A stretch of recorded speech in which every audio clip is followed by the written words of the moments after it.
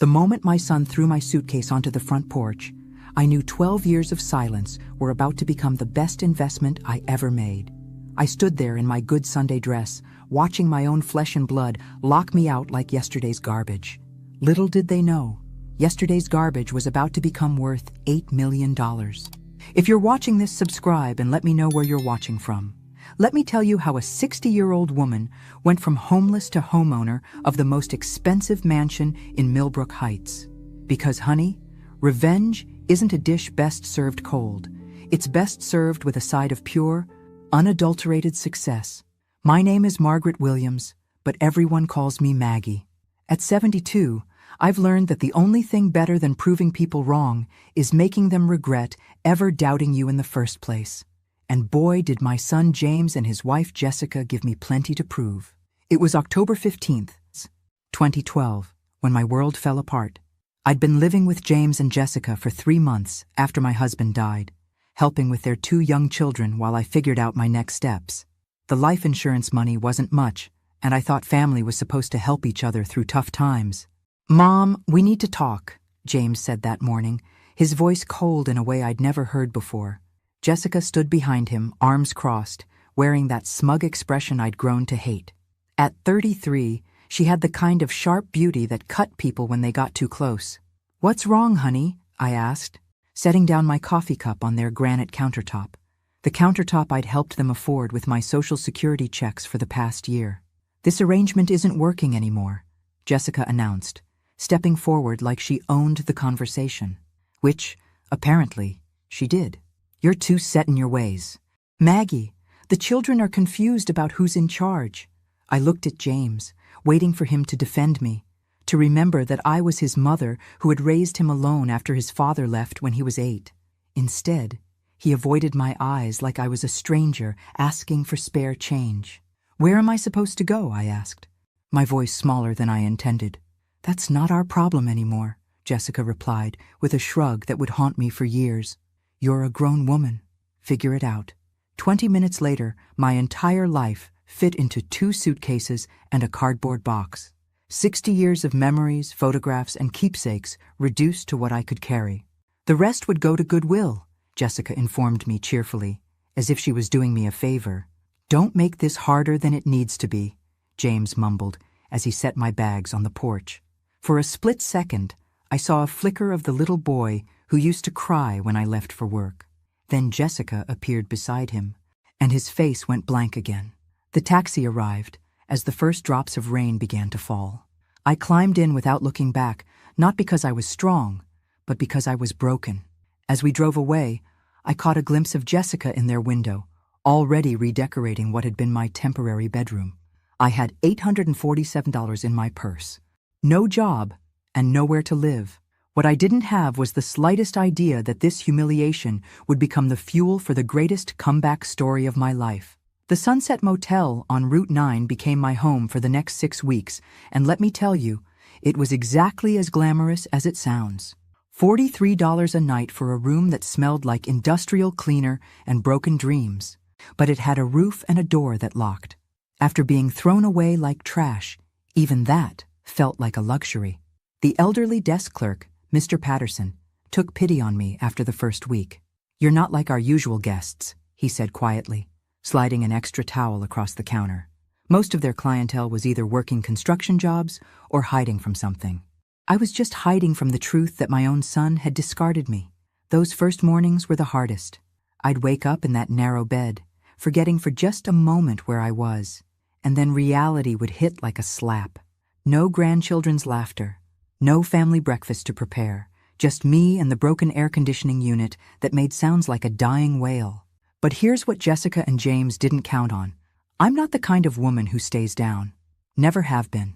When James was young and we had nothing, I worked 3 jobs to keep us afloat. I cleaned offices at night, worked retail during the day, and took in ironing on weekends. Survival wasn't new to me. I'd just forgotten how good I was at it. The first thing I did was walk to the library every morning. Free internet, free air conditioning, and most importantly, free access to job listings. At 60, nobody was exactly lining up to hire me, but I wasn't looking for charity. I was looking for opportunity. You have experience in bookkeeping? Asked Sarah Mitchell, the owner of Mitchell's Garden Center, during my 4th interview that week. She was about my age, with dirt under her fingernails and a no-nonsense attitude I immediately respected. 20 years, I replied. I handled all the finances for my late husband's contracting business. What I didn't mention was that I'd also spotted at least 3 ways she was losing money just from sitting in her cluttered office for 10 minutes. The inventory system was a mess. She was overpaying suppliers, and her pricing structure hadn't been updated since 2008. The pay isn't much, Sarah warned. $15 an hour, part-time. When do I start? That first paycheck was $240, and I treated it like I'd won the lottery. After 6 weeks of watching my savings drain away like water through a sieve, earning money again felt like breathing after being underwater. The motel room slowly transformed from a temporary stop to something resembling a home. I bought a small coffee maker, hung up my few family photos, and even splurged on a plant for the windowsill. If this was my life now, I was going to live it with dignity. 3 months in, I made my first real discovery. Sarah was throwing away thousands of dollars worth of plants each year. Anything that didn't sell by the end of the season went straight to the dumpster. It's just how the business works, she explained with a resigned shrug. But I saw something else entirely. I saw potential.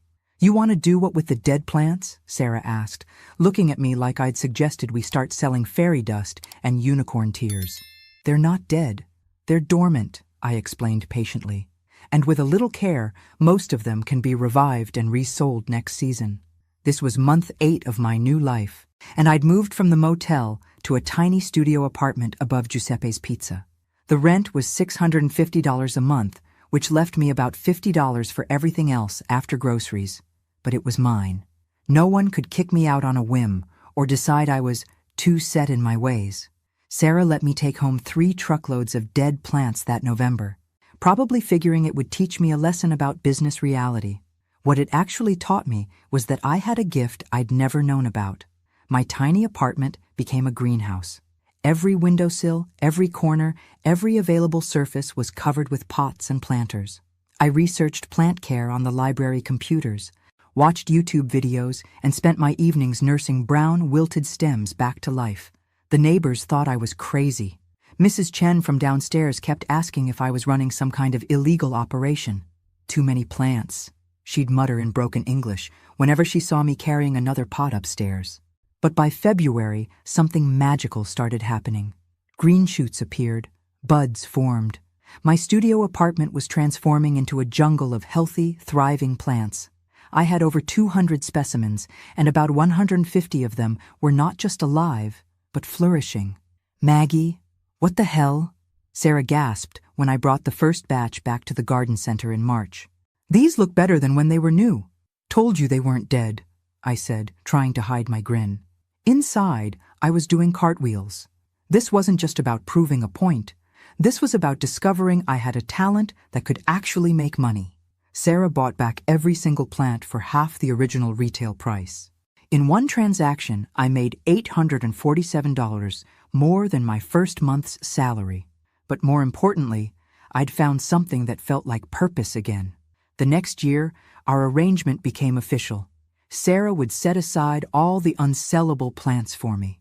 I'd rehabilitate them through the winter, and we'd split the profits in spring. It wasn't exactly a business empire, but it was mine. Word started spreading through the gardening community.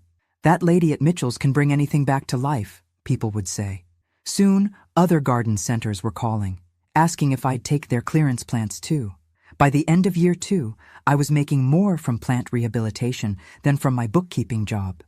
I'd also moved to a larger apartment with a proper balcony and had turned Giuseppe's parking lot into an unofficial greenhouse with his permission. The best part? Every healthy plant I saved felt like proof that being discarded didn't mean being worthless. Some things just needed the right care, the right attention, and the right person who could see their potential. James and Jessica had thrown me away, assuming I'd wither and disappear. Instead, I was putting down roots in soil they'd never even imagined. Year 3 was when I stopped thinking small and started thinking smart. By this point, I had a waiting list of garden centers wanting me to rehabilitate their clearance plants, and my little apartment operation was bursting at the seams. The landlord had started charging me extra for excessive plant drainage, and Giuseppe was getting tired of customers asking if they could buy the beautiful plants covering his parking lot. "You need a real facility," Sarah told me during one of our coffee meetings. "And you need to think bigger than just saving plants." She was right. But thinking bigger required money I didn't have. My savings account had grown to about $15,000, which felt like a fortune after starting with nothing, but it wasn't enough for commercial space. That's when I met Eleanor Rodriguez at the Small Business Development Center. Eleanor was one of those sharp, efficient women who could spot potential from a mile away and wasn't afraid to push people toward it. "You're not in the plant rehabilitation business," she told me after reviewing my numbers. "You're in the business of turning waste into profit. That's a completely different conversation." Eleanor helped me see what I'd been too close to notice. I wasn't just saving plants, I was solving a major industry problem. Garden centers nationwide were literally throwing away millions of dollars in inventory every year because they didn't know how to handle end-of-season clearance effectively. "What if you franchise the process?" Eleanor suggested. "Teach other people to do what you do, take a percentage of their profits, and scale the operation nationwide." The idea was terrifying and thrilling all at once. Me, a 63-year-old woman who'd been homeless 3 years earlier, running a national business? But the numbers Eleanor showed me were impossible to ignore. We spent 6 months developing a business plan. I would start with a proper facility in Millbrook, perfect the rehabilitation process, document everything, and then begin licensing the method to other operators across the country. The SBA loan application was 47 pages long, and I nearly gave up 3 times trying to fill it out. But Eleanor pushed me through every section, helping me articulate why this wasn't just some crazy plant lady's hobby. It was a legitimate solution to a real problem. "Mrs. Williams," the loan officer said during my final interview, "your financial projections seem optimistic." "Sir," I replied, leaning forward with the confidence of someone who'd proven people wrong before. 3 years ago, I was living in a motel room with less than $1,000 to my name. Last year, I turned $50,000 worth of dead plants into $200,000 in revenue. I'd say my track record speaks for itself. The $150,000 loan approval came through on a Tuesday in March. I signed the papers in Eleanor's office, my hands shaking slightly as I realized I was now responsible for more money than I'd ever imagined. Within 6 months, I'd leased a 5,000-square-foot warehouse on the outskirts of town, hired 2 part-time employees, and established contracts with 15 garden centers across 3 states. Phoenix Plant Recovery, because everything deserves a second chance, was officially born. The irony wasn't lost on me. My son had thrown me away, assuming I was worthless. Now I was building a business empire based on proving that nothing is ever truly worthless if you know how to see its potential. By year 5, Phoenix Plant Recovery had grown beyond anything I'd imagined possible. We were operating in 12 states, had 47 licensed operators, and I'd just signed a consulting contract with Home Depot's regional headquarters. The scared, broken woman who'd been thrown out with the trash was now being flown to corporate meetings in Atlanta. "Mrs. Williams, your success story is exactly what our industry needs to hear," said David Chen, Home Depot's sustainability director, as we toured their flagship store. "Turning waste into profit while helping the environment? That's the future of retail." I smiled politely, still getting used to being treated like an expert instead of an inconvenience. The transformation hadn't been easy. There had been plenty of 18-hour days, failed experiments, and moments when I wondered if I was in over my head. But every challenge had taught me something new about business, about myself, and about what I was truly capable of. My personal life had stabilized too. I'd moved into a nice 2-bedroom apartment in Millbrook's historic district, complete with a garden where I could test new rehabilitation techniques. I'd made friends, real friends, not people who tolerated me out of obligation. My weekly book club with Eleanor and 3 other women had become the highlight of my social calendar. The financial success was staggering, even to me. Phoenix Plant Recovery was generating over $2 million in annual revenue, and my personal net worth had crossed the 7-figure mark. I kept detailed spreadsheets, not because I was obsessed with money, but because the numbers represented something more important: independence. "Have you thought about expanding internationally?" asked Marcus Thompson, my business attorney, during our quarterly review. We've been getting inquiries from Canada and the UK. One step at a time, I replied, though the idea was tempting. I want to make sure we're doing this right before we get too ambitious. The truth was, I was already thinking about the next phase. The plant rehabilitation business had taught me that there were profitable opportunities hiding in plain sight all around us, if you knew how to look for them. I'd started investing in other small businesses, applying the same principle of finding undervalued potential and helping it grow. But the real satisfaction came from the personal victories. Like the day I hired Tommy Martinez, a 19-year-old who'd been written off by everyone else, but had an incredible intuition for plant care. Or when Sarah Mitchell, who'd taken that first chance on me, sold her garden center and became one of my licensed operators in Florida. You've changed my whole perspective on what's possible, Sarah told me during her retirement party. Watching you build this from nothing, it's inspired half the women in this town to take risks they never would have considered. I'd started keeping a journal of lessons learned, partly for potential future employees, but mostly for myself. The biggest lesson?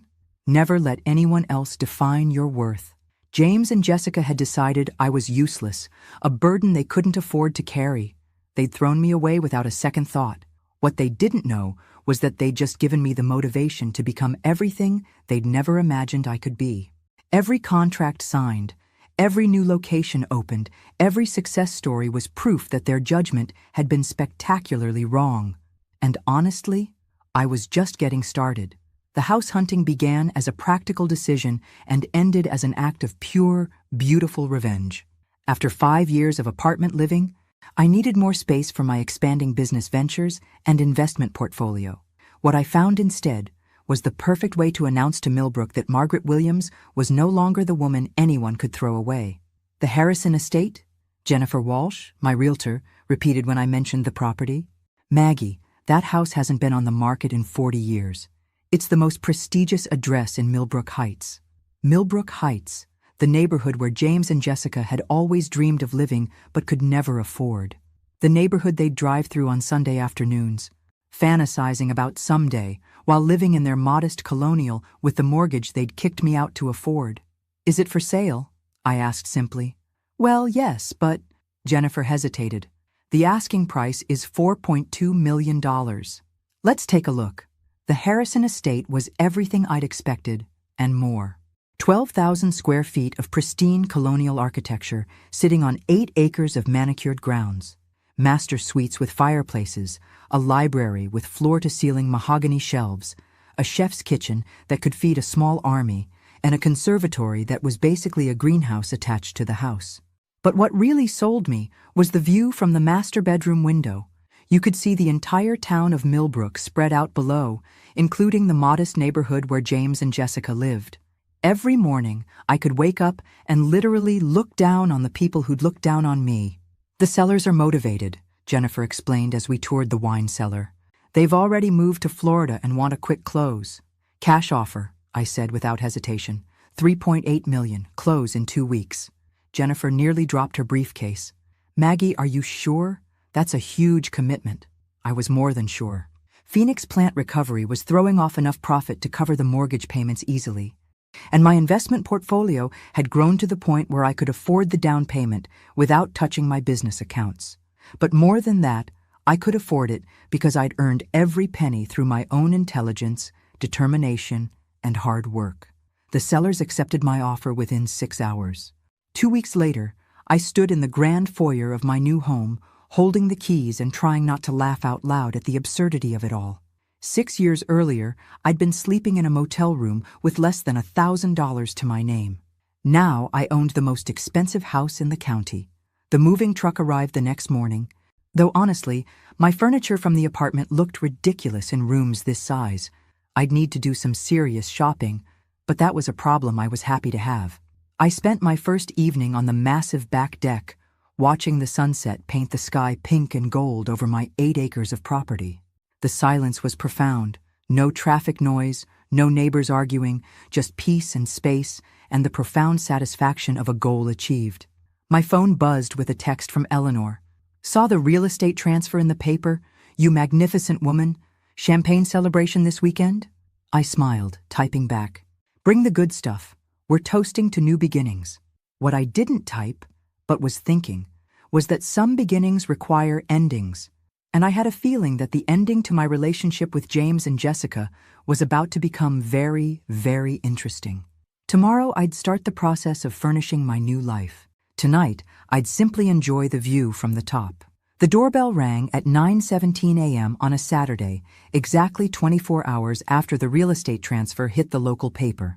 I was in my new kitchen, still figuring out which cabinet held the coffee mugs, when I heard that familiar two-tone chime echoing through my marble foyer. Through the security monitor, because yes, my house came with a security system that would make Fort Knox jealous, I saw them standing on my front porch like door-to-door salespeople. James looked older, grayer around the temples, wearing khakis and a polo shirt that screamed, "Weekend Dad trying too hard." Jessica stood beside him in designer jeans and a blazer that probably cost more than my first month's rent at Giuseppe's. Behind them were two teenagers I barely recognized. Emma, now 16, had inherited her mother's sharp features, but thankfully not her cruel eyes. Tony, 14, looked like a taller version of James at that age, back when he used to build fort blankets and bring me dandelions from the yard. I took my time walking to the front door, my bare feet silent on the heated marble floors. 6 years of silence, and they show up the day after they discover I'm rich. The timing was so perfectly predictable it was almost funny. "Well, well," I said, opening the door but not the screen. "James, Jessica, children I barely know." I let my gaze travel over them slowly, noting Jessica's carefully applied makeup and James's nervous fidgeting. "To what do I owe this unexpected pleasure?" "Mom," James's voice cracked slightly. We read about the house in the paper. We wanted to congratulate you." "How thoughtful." I didn't invite them in. "Congratulations delivered." "Anything else?" Jessica stepped forward with that bright, fake smile I remembered so well. "Maggie, we know things ended badly between us. We've had time to reflect, and we realize we handled everything wrong 6 years ago." "Handled everything wrong," I repeated slowly. "Is that what we're calling it?" Emma shifted uncomfortably behind her parents. "Grandma Maggie, I barely remember you, but Mom and Dad said you used to make amazing chocolate chip cookies." The girl's innocent comment hit harder than her parents' practiced apologies. She was right.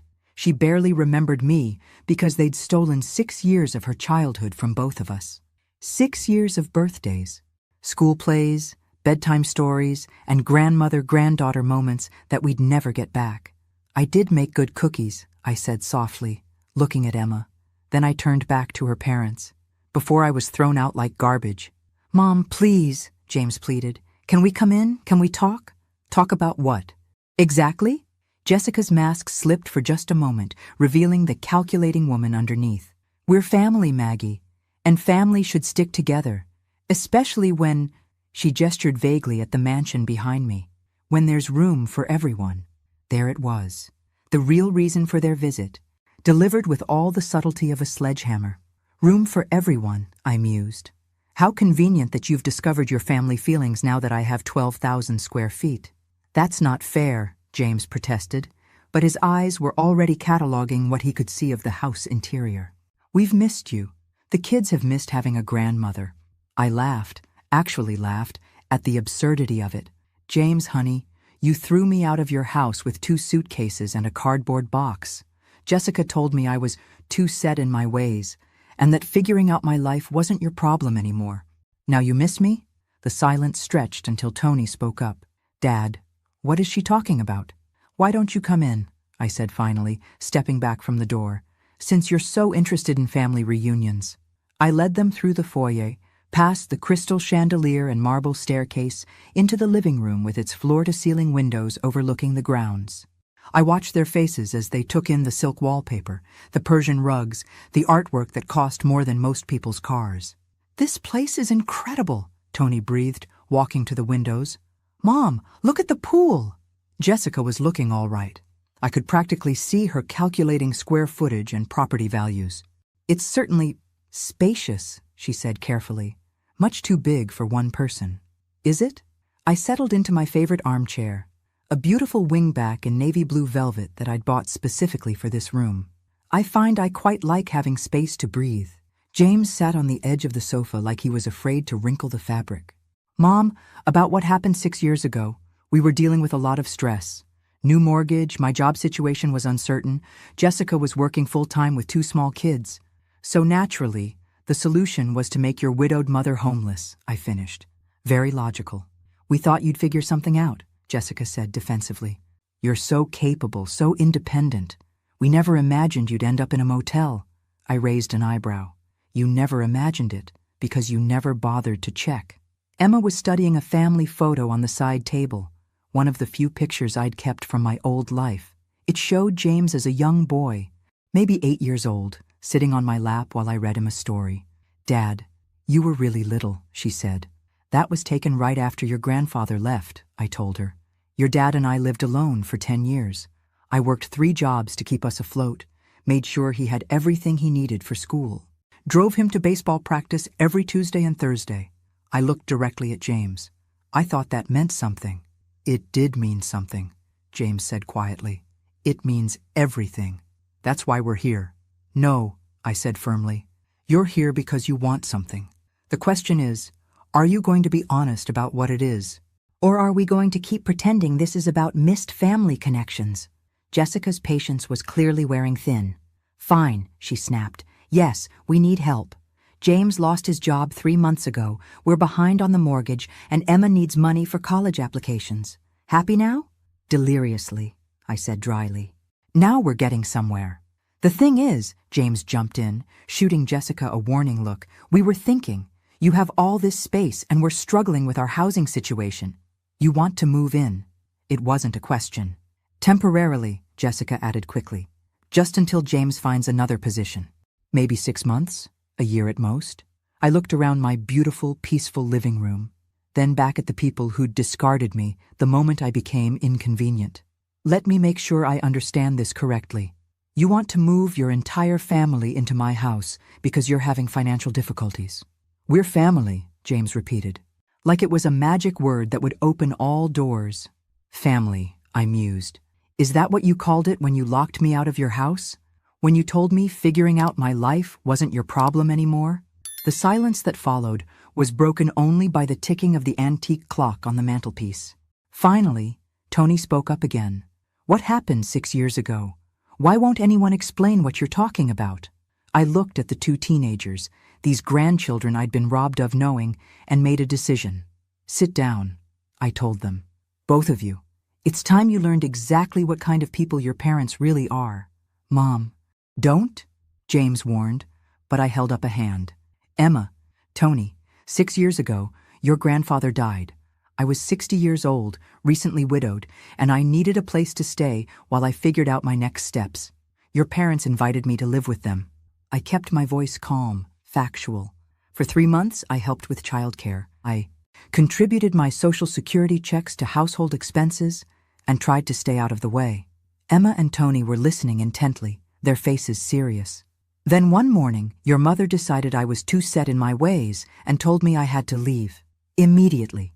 Your father packed my belongings into 2 suitcases and put me on the front porch. I had $847 and nowhere to go. That's not how it happened, Jessica protested. You were interfering with our parenting decisions, undermining our authority with the children. I made them breakfast, I said simply, and I suggested they say please and thank you. Apparently, that qualified as undermining authority. Tony looked confused. But where did you go? What did you do? I lived in a motel for 6 weeks, then a studio apartment above a pizza place. I worked part-time at a garden center for $15 an hour. I smiled at the memory. Best thing that ever happened to me, actually. How is being homeless the best thing that ever happened to you? Emma asked. Because it taught me that I didn't need anyone to take care of me. I could take care of myself just fine. I gestured around the room. Better than fine, as it turns out. Jessica was getting agitated. This is ancient history, Maggie. We're trying to move forward, to rebuild our relationship. No, I interrupted. You're trying to rebuild your bank account. There's a difference. I pulled out my phone and showed them a text message I'd received earlier that morning. This is from Nancy Martinez, a friend of mine who works at the unemployment office. She mentioned seeing a familiar name cross her desk recently. I looked directly at James. You didn't lose your job 3 months ago. You were fired 6 months ago for falsifying expense reports. James's face went white. How did you— I know things, James. I know Jessica opened 3 new credit cards last year and maxed them out on designer clothes and spa treatments. I know you refinanced your house twice to pay for that vacation to Italy. I know you're not just behind on your mortgage, you're facing foreclosure next month. The silence in the room was deafening. I also know, I continued, that you drove by my motel every single day for 6 months after you threw me out. You knew exactly where I was living and exactly how much I was struggling. And you never once stopped to check if I was okay. Emma's eyes filled with tears. Dad? Is that true? James couldn't look at his daughter. Jessica, however, had switched to full attack mode. Fine, so we made mistakes. So did you. You could have asked for help instead of disappearing for 6 years. I laughed. Asked for help from the people who told me figuring out my life wasn't their problem? From the daughter-in-law who called me a burden? We were young. We were stressed. You were cruel, I said quietly. And now you want me to pretend it never happened because you need something from me. Tony suddenly stood up, his face flushed with anger. This is messed up, he said, his voice cracking. Dad, you told us Grandma Maggie moved to Florida to be near her sister. You said she didn't want to see us anymore. We never said that exactly, James started. Yes, you did. Emma jumped up too, her voice rising. You said she chose her new life over being part of our family. You made us think she abandoned us. I felt a surge of vindication mixed with sadness. These children had been lied to for 6 years, robbed of their grandmother because their parents were too proud to admit what they'd done. There's something else you should know, I said softly. About 6 months after I moved out, your father came to see me. Jessica's head snapped toward James. What? You didn't tell her? I asked James, genuinely surprised. How interesting. James was sweating now, his polo shirt sticking to his back. Mom, please. He showed up at my apartment on a Tuesday evening, I continued, watching Jessica's face carefully. He'd been drinking, and he was crying. He said he missed me, that he'd made a terrible mistake, that he wanted me to come home. You're lying, Jessica said, but her voice was uncertain. I pulled out my phone again and scrolled to an old photo. I took a picture of the letter he wrote me that night. Would you like me to read it out loud? The letter was 3 pages long, handwritten on legal pad paper. In it, James apologized profusely for letting Jessica convince him to throw me out. He admitted that he missed me desperately, that the house felt empty without me, that he realized he'd chosen his wife's convenience over his mother's well-being. But the most damning part was the last paragraph, where he begged me not to tell Jessica about his visit because she's already threatened to leave me if I try to bring you back. He chose you, I told Jessica calmly. He chose keeping you happy over doing the right thing by his mother. And for 6 years, he's been lying to all of you about it. Jessica turned to James, her face a mask of fury. You went behind my back? You wrote her a letter? I was drunk, James mumbled. I wasn't thinking clearly. No, I said. You were thinking clearly for the first time in months. That's what scared you. Emma was crying openly now. 6 years, she whispered. We missed 6 years with you because of their lies. But here's the thing, I said, standing up and smoothing down my silk blouse. I'm not the same woman who got thrown out 6 years ago. That woman was broken, dependent, willing to accept crumbs of affection from people who saw her as a burden. I walked to the window, looking out at my perfectly manicured grounds. This woman owns a multi-million-dollar business. This woman has friends who respect her, employees who depend on her, and investments that generate more income in a month than your father made in a year when he had a job. I turned back to face them. This woman doesn't need anything from anyone, especially not from people who threw her away like garbage and now want to move into her house because they've mismanaged their own lives. The silence stretched until Tony spoke up, his voice small. So, you don't want a relationship with us? Even now that you know we were lied to? The question broke my heart, but I kept my expression neutral. I want a relationship with you and Emma. You're innocent victims in this situation. But your parents? I looked directly at James and Jessica. Your parents are going to have to earn their way back into my life, if they can. Jessica stood up abruptly, her mask of false sweetness finally discarded completely. This is ridiculous, she snapped. We're your family, Maggie. You can't just pick and choose which parts of us you want. Watch me, I replied calmly. Fine, Jessica continued, her voice rising. You want to play games? You want to punish us for something that happened 6 years ago? We'll just leave. Come on, James, kids. We don't need this. But Emma didn't move. Neither did Tony.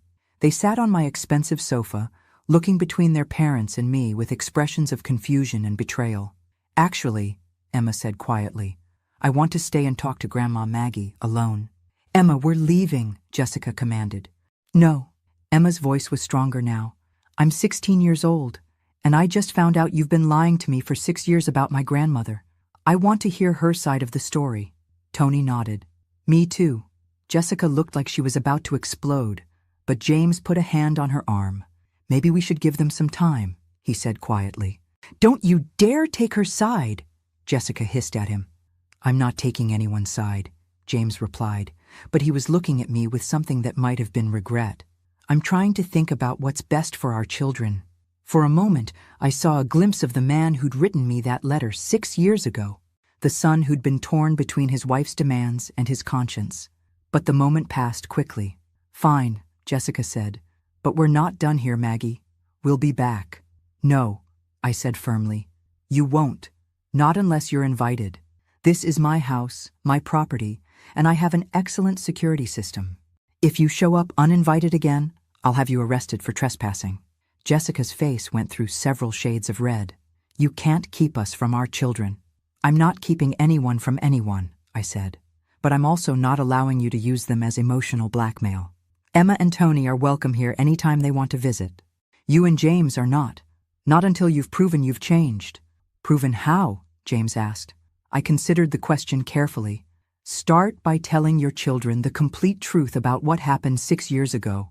Not your version, not Jessica's version. The truth. Then get your financial house in order without asking me for help.